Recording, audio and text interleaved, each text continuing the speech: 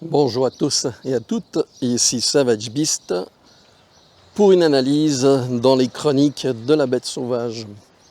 Alors on est le 1er juillet 2021 et puis il y a plein d'événements qui se produisent à gauche, à droite, dont on n'a pas vraiment conscience et dont on ne voit pas les conséquences à court terme, à moyen terme et à long terme. Il y a pas mal de choses qui se sont produites. Ce que je vois globalement, c'est qu'actuellement, il y a une politique de répression dans tous les pays européens envers le peuple. Vous me direz que ce n'est pas nouveau, d'accord, mais il y a des lois qui sont votées, il y a des systèmes qui sont mis en place, et puis le problème, c'est que les gens ne s'en rendent pas compte. Les gens sont complètement accrochés avec leur téléphone mobile. Et en dehors de ça, ils n'arrivent plus à réfléchir.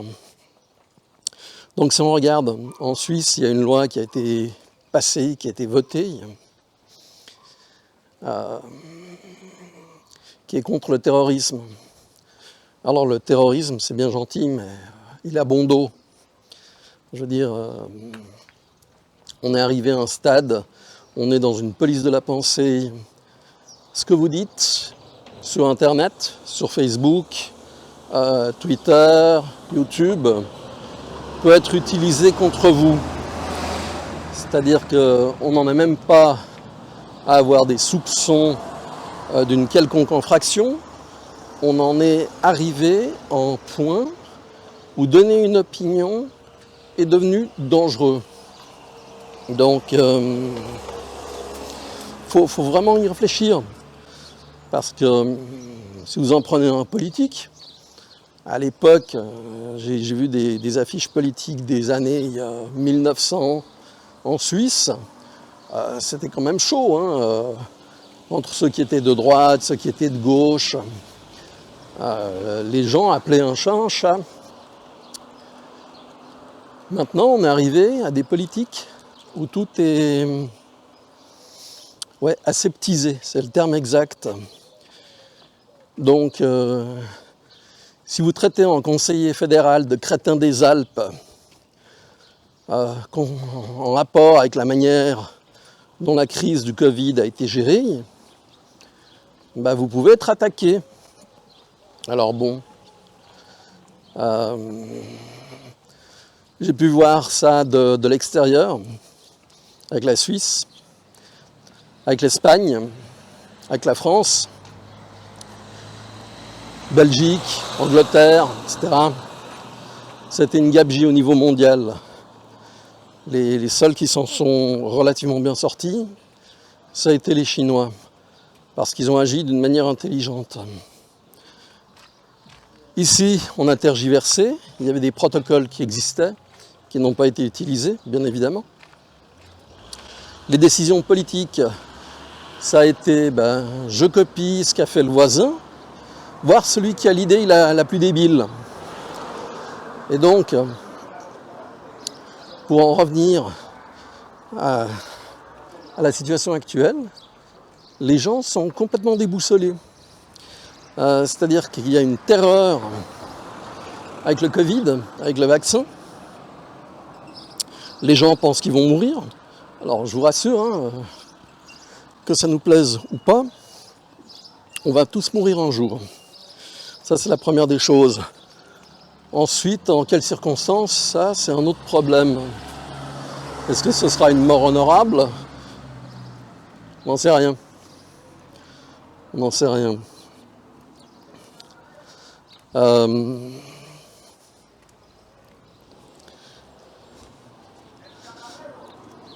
Ah, voilà. Ils sont en train de passer pour ramasser de la ferraille. Donc, j'ai perdu le fil des idées, mais ça va me revenir. Donc oui, les gens sont complètement terrorisés et on est totalement dans dans le mode c'est plus une réflexion. C'est pas nouveau non plus, hein. Traiter la population comme des enfants pour que ce soit totalement dans l'émotionnel. Mais là, on est dans un émotionnel puissance 10. On s'occupe des détails, mais on ne voit pas l'ensemble de ce qui est en train de se produire. Donc en Espagne, par exemple, il y a 179 villes qui ont interdit les véhicules anciens. Enfin, véhicules anciens qui ne correspondent plus à une certaine norme. Or, si l'on regarde, on a payé ces véhicules, on a payé des impôts, on paye encore des impôts de circulation avec l'immatriculation, des assurances. À partir du moment où ces véhicules ont passé un contrôle technique, ils ont le droit de rouler. Non, maintenant on a décidé que vous ne pouvez pas rentrer dans des villes parce que vous polluez. Dans d'autres villes, vous devez payer une taxe. En fait, les politiciens d'aujourd'hui n'ont plus aucune réflexion de la manière dont on pourrait améliorer les choses. La seule réflexion quand il y a un problème qu'ils ne savent pas gérer, parce que de toute façon ils ne savent pas le faire, la majorité sont totalement incompétents, ils ne savent même pas de quoi ils parlent, ils ne connaissent pas le sujet. On leur pond, ils ont des conseillers techniques qui leur pondent un papier. Alors est-ce qu'ils le lisent, est-ce qu'ils ne le lisent pas? Est-ce qu'ils ont les capacités intellectuelles d'imaginer ce que ça implique? Ça, c'est encore un autre problème. Donc,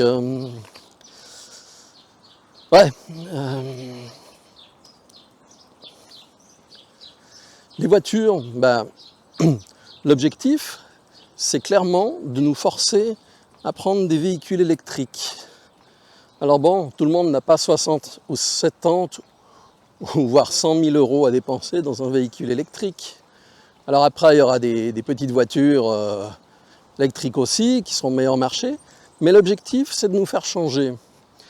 Tout ça, ça implique encore d'autres choses. C'est-à-dire que notre mobilité, déjà avec leur dictature sanitaire qui est en train de se profiler, va nous réduire notre mobilité. En déplacement avec une voiture électrique, c'est 400 km, plus ou moins. Ce qui veut dire que vous pourrez vous déplacer dans un rayon de 400 km. Actuellement, on voit beaucoup de gens connus, inconnus à la télévision qui parlent de serrer la vis contre les gens qui refusent de se vacciner parce que ça les met en danger. Non mais allez vous faire foutre. Si vous voulez vous injecter cette merde, faites-le, c'est votre droit. Moi je ne vais pas me vacciner, c'est hors de question. On regarde, on est à peu près à quoi? 3,5 millions de morts dus au Covid. Enfin, il y a les comorbidités, etc., vous le savez. Mais on est dans ces chiffres-là. Ce qu'il faut regarder, c'est au niveau planétaire, combien de personnes meurent par année. J'ai pas les chiffres, parce que là je suis en train de marcher dans la rue. Mais bon, ça fait partie d'une vague de nettoyage, que ça nous plaise ou que ça nous plaise pas. Donc ces gens-là sont en train de terroriser. Ils essayent de forcer les gens, de nous... Il y a de la manipulation, on essaye de nous faire sentir coupables. On nous agresse. Il faut leur interdire d'aller au restaurant, il faut leur interdire d'aller au cinéma, il faut leur interdire d'aller dans les magasins, etc. Écoutez, c'est très simple. Interdisez tout ce que vous voulez. Moi, à partir du moment où on m'emmerde, ma réaction est très simple. Si je considère que je vais prendre une bière sans alcool dans un resto, ça me coûtait 2,50 €. Ok ? Je l'achète dans un magasin, je la prends à la maison, ça me coûte 34 centimes. Je suis pas emmerdé avec tous les abrutis qui portent leur masque dans la voiture alors qu'ils ne savent même pas ce qu'il en est. C'est quand ils sont seuls. Je fais des économies, 2,16 €, ce qui veut dire que 3 x 8, 24. En gros, je peux avoir 7 à 8 bières à la maison pour le prix de ce que je dépense dans un restaurant.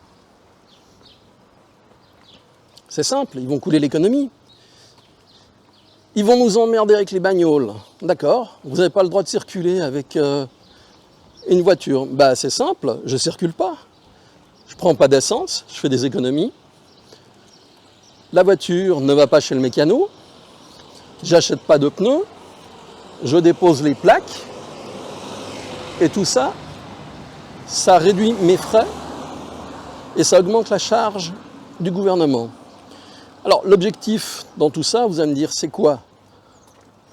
Bah, c'est simple. À partir du moment où le gouvernement ne peut pas encaisser suffisamment d'argent, bon, ils sont de toute façon à l'heure actuelle dans un état catastrophique, avec dans les 100-120% du PIB sous forme de dette.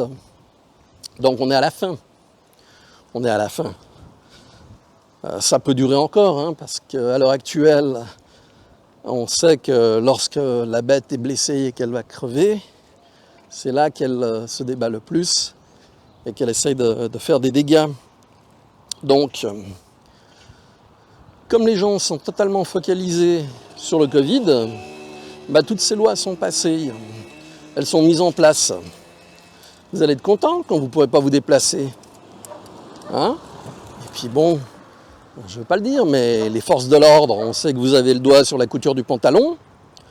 On a vu des images où la police, très exactement la gendarmerie, se comporte comme des voyous, alors qu'ils sont là pour mettre de l'ordre. Mais quand il n'y a pas de violence ni quoi que ce soit, ce sont eux qui rentrent dans la spirale de la violence. Alors c'est bien, messieurs, mais n'oubliez pas une chose. Les gens, ils ne voient pas vos chefs. Les gens, ils se souviennent de vous, qui êtes en face d'eux. Ils ne vont pas se souvenir du chef qui a donné l'ordre, ils vont se souvenir du gars qui a pété votre matériel. Hein? De celui qui vous a mis une amende qui n'était pas justifiée, etc. Donc moi, je dis rien, hein. Vous faites comme vous voulez. Mais à un moment donné, il faudra bien surveiller vos arrières. Et pas forcément du côté du peuple.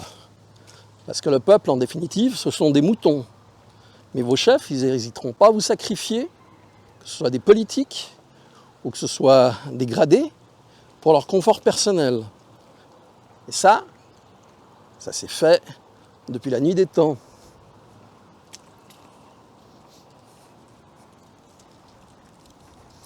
Sympa, il y a un petit vent, il fait frais, il y a quelques nuages, un peu de soleil.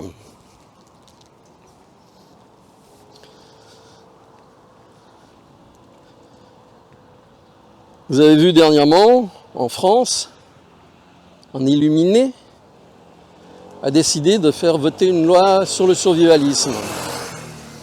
Alors bon, le gars est taillé comme un plumeau, fait partie de ce qu'on appelle les bêtes tout fragiles, mais il veut interdire le survivalisme. Donc, évidemment, ils font son quart d'heure de gloire. Il faut bien comprendre, si vous regardez les assemblées, les sénats, les chambres, peu importe le pays, comment ça s'appelle, vous verrez qu'il y a une minorité de politiques qui y vont, première des choses. Donc des lois aberrantes sont passées par une minorité qui n'est pas représentative de la situation. Pire, ce sont des gens qui n'ont même pas eu le temps de s'intéresser au sujet. Ils sont là parce qu'ils touchent ce qu'on appelle des jetons, parce qu'on les a mis à une place, et ils ne vont surtout pas aller contre le système. On est arrivé, au niveau de la politique, à une situation paradoxale. La politique, normalement, c'est fait pour projeter un pays en avant, pour l'améliorer. À l'heure actuelle, et c'est pareil dans tous les pays, on dit aux gens de voter pour faire bloc, pour faire barrage. Ce qui est complètement abruti. Si le candidat qui n'est pas de mon opinion politique a un programme qui tient la route, ok, je vais lui donner une chance. Il ne fera pas pire que ce qu'ont fait les autres, en théorie. Je vais quand même lui donner une chance, parce que je vois qu'il y a une volonté d'améliorer les choses. Là, c'est juste pour faire barrage. Quand vous voyez Macaron, le premier du nom, président du Frankistan, qui s'est pris une gifle, bon, alors on peut se poser beaucoup de questions. Moi je m'en pose, hein, comme d'habitude. Il n'est pas responsable des 40 ans précédents. Il est responsable des 10 ans précédents, on va dire, puisqu'il était déjà dans le gouvernement Sarkozy. Mais il n'y a pas que lui qu'il faut baffer. Lui, c'est une victime, comme nous. Sauf qu'il est en haut de l'affiche, sur le podium. Donc c'est lui qu'on voit. On a eu dernièrement une décision qui a été prise en Suisse au niveau de l'armement.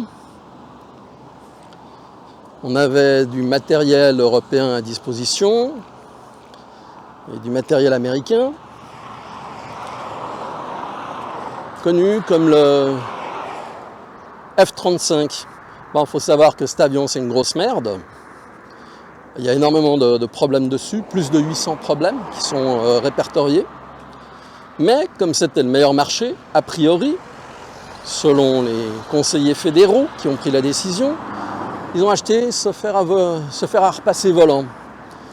Donc, il y en a pour de nombreux milliards que nous, le peuple, devons payer. Au niveau de la défense antiaérienne, ils ont pris des missiles patriotes, toujours des produits américains, qui sont aussi des merdes. À l'heure actuelle, ce qui se fait de mieux, c'est du matériel russe. C'est les S-400, et puis un Sukhoi et un MiG. Je crois que c'est le MiG-29. Le Sukhoi, j'ai plus le numéro en tête. Bref, le problème, c'est que tout le matériel qui est fabriqué en Russie, qui ont des très très bons produits, qui sont à la pointe, n'entrent même pas en ligne de compte dans les choix. Bon, j'ai eu des informations comme quoi c'est lié à certaines conditions pour pouvoir l'obtenir et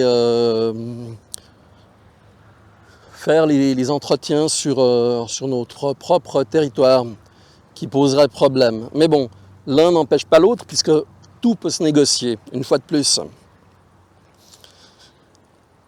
Donc, les décisions sont prises de manière erronée parce qu'on ne regarde que dans une seule direction. On ne fait pas du 360 degrés. On fait au grand maximum du 90 à 120 degrés. On n'a pas pris les produits européens parce qu'ils étaient trop chers. Ok. Bon, ça permet aussi de mettre une claque à l'Union européenne puisqu'ils n'ont pas arrêté de nous faire chier avec les négociations bilatérales. Mais bon, une fois de plus, la Suisse, ils ont commis une erreur. Ça a été lors des problèmes avec les fonds juifs en déshérence avec les États-Unis. Ils ont commencé à se faire attaquer. C'est ce qui a amené à la fin du secret bancaire, parce qu'ils n'ont pas été capables de les envoyer se faire foutre. Et c'est le problème. Si on veut une nation qui fonctionne, on a besoin de gens qui sont forts au pouvoir. Regardez la Russie, il y a effectivement des problèmes. Mais on a une équipe soudée, l'équipe dirigeante, on a un homme fort au pouvoir. Le camouflet qu'il a fait à Genève a été absolument magnifique. Il a refusé l'accueil protocolaire des autorités suisses. Comprenez, vous ne m'intéressez pas. C'est une manière tout à fait diplomatique de leur faire passer le message. Donc il est clair que l'entretien entre Biden et Poutine n'a rien donné. C'est évident. Avec une personne comme Biden, qui n'est rien d'autre qu'un pantin, désarticulé en plus, au pouvoir, on ne peut rien attendre. à part sniffer des petites filles, ça oui, c'est vrai que c'est rigolo. Donc voilà un petit peu tous les problèmes qui se posent. Moi je le sens très très moyen dans les mois qui vont venir, parce que la reprise, il n'y en a pas. Tout est fermé, les prix augmentent. On voit qu'il y a quand même des pénuries légères dans l'alimentation. C'est pas des grosses choses. Et il n'y a pas de rush sur les produits alimentaires. Actuellement, les gens ont compris qu'il fallait avoir un petit peu de réserve. Au moins la pandémie, enfin la pseudo-pandémie aura permis de comprendre ça. Mais pour moi, on est à la fin du pétrole, comme je l'avais déjà dit. La volonté des autorités de nous passer sur le tout électrique, alors que je crois que c'est en 63% de l'électricité produite au niveau mondial provient du charbon. Donc on est mal. Charbon et pétrole, plus ou moins, j'ai pas les chiffres en tête. C'était ce que j'avais vu, je crois que c'était des données qui dataient de 2015, donc ça n'a pas dû beaucoup bouger. Le seul moyen, si vous voulez vraiment passer sur l'électrique, c'est si vous avez l'occasion d'avoir une installation solaire qui permet de recharger un scooter, une moto, parce que ça consomme peu. Vous avez quand même des capacités assez importantes, pas besoin de beaucoup de kilowattheures. Les prix sont raisonnables. C'est donc une option. Alors, ce qu'il faut se dire maintenant, c'est quelle est la prochaine interdiction qui va venir. J'ai entendu dire que l'Internet allait être muselé. Je ne vois pas comment ils pourraient faire ça, si ce n'est de faire des changements techniques au niveau des providers d'accès pour nous empêcher d'avoir accès à des sites qui nous intéressent. On voit aussi qu'il y a un gros problème au niveau des minorités. On voit clairement que l'on pousse les enfants à tout accepter au niveau sexuel. Et ça, c'est dans les écoles. En fait, on les sexualise très très jeunes. Ça avait commencé avec les concours de mini Lolita. Et puis maintenant, c'est quelque chose qui rentre dans la norme. Ça va même plus loin. Il y a des gamins qui, à 6-7 ans, sont déclarés trans. Ils veulent changer de sexe, mais ils ne savent même pas ce que c'est. Là, on se rend compte que la société est gravement malade. Si vous avez l'occasion de regarder sur TikTok, vous verrez, les gens sont complètement déboussolés. C'est même pas du spectacle pour distraire, c'est du n'importe quoi. On arrive dans une société maintenant où c'est tout de l'égotisme. On rapporte tout à soi-même. Peu importe qu'il y ait quelqu'un ou pas qui regarde, le fait d'être présent nous permet de changer de vie, de dire qu'on a une vie meilleure. En gros, à l'époque, c'était fait avec les jeux virtuels. On faisait des associations avec d'autres personnes, on ne se connaissait pas, on parlait via le casque, via Internet, de manière à gérer des guildes, des armées, etc. Et se distraire, c'était une distraction. Maintenant, c'est vraiment devenu pathologique. Les gens sont complètement... je me tends les cheveux en vert, fluo. Ça, moi, je l'avais fait quand j'étais plus jeune. J'avais fait un pari avec des copains. C'était drôle. Mais là, non. Là, c'est vraiment grave. Et les gens ne s'en rendent pas compte. La génération qui arrive, elle est totalement perdue. Je ne suis pas un vieux schnock, hein, je dis ça clairement. Ils ont perdu les repères, ils ont perdu les valeurs. Ils pensent que tout leur est dû. Et on ne va pas aller très très loin. Alors oui, on a une population qui est totalement contrôlée via la sexualité. Et c'est ce qu'on veut. Ça facilite, puisque ça permet de libérer les tensions et d'avoir les gouvernements qui nous contrôlent. Je discutais avec une connaissance sur les logiciels qu'on met dans les téléphones portables et il voulait absolument me convaincre de mettre Telegram parce que c'est soi-disant une application sécurisée. Ouais. Sauf que si vous cherchez comme il faut, vous verrez que de nombreuses personnes qui utilisaient cette application ont été interpellées, peu importe pour quelle raison, dans une application qui est protégée, soi-disant, contre ce genre de choses. Ça signifie que ce n'est pas le cas. Il y a ce qu'on appelle une backdoor, ou bien que la société collabore avec les autorités, bien qu'ils disent le contraire. Ce qui permet d'avoir un pot de miel et d'attirer tous les gens qui veulent communiquer sans souci, on va dire. Donc, bon, il y a 20 ans en arrière, ouais, non, 20 ans, non, pardon, moins, ouais, c'était aux environs de 2005, plus ou moins, 2005-2008. J'ai un ami qui est venu me rendre visite en Roumanie. Et il y avait 2 personnes qui étaient au courant, lui et moi. Et curieusement, lorsqu'il est passé pour des affaires administratives à la police judiciaire, on lui a souhaité de passer de bonnes vacances en Roumanie. Magnifique. Donc rien de nouveau. Il faut le savoir. Donc surveillance de masse, répression de masse, délation de masse. Et à un moment donné, il va y avoir explosion de masse.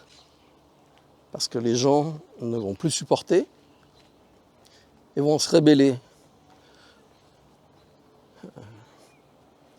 La question est de savoir quand. En fait, on est à 3-4 repas d'une rébellion. Donc voilà, faites des stocks, comme d'habitude, de quoi avoir vous nourrir, boire et vous éclairer. J'espère que ma petite analyse vous aura intéressé et qu'on aura l'occasion d'en rediscuter. J'ai fait ce format parce que je n'avais pas envie de m'embêter à faire une vidéo, on va dire, à chercher des plans. Et puis on m'a demandé de repasser un petit peu en mode analyse. Donc voilà, je vous dis à très bientôt et vos commentaires sont les bienvenus. A plus.